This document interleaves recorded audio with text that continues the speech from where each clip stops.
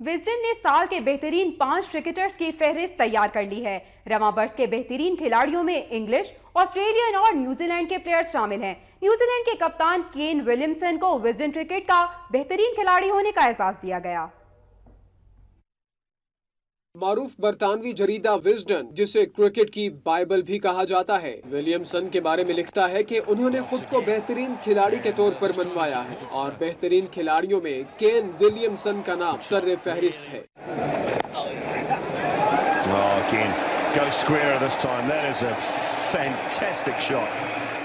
جبکہ دوسرے کھلاڑیوں میں English all rounder Ben Stokes, آسٹریلوی کپتان Steven Smith, English wicket keeper batsman Jonny Bairstow اور نیوزی لینڈ کے سابق کپتان برینڈن میکولم بھی شامل ہیں۔ بین اسٹوکس نے گزشتہ سال مئی میں نیوزی لینڈ کے خلاف 85 گیندوں پر سنچری بنائی۔ یہ لارڈز کرکٹ گراؤنڈ میں کسی بھی بلے باز کی طرف سے تیز ترین سنچری ہے۔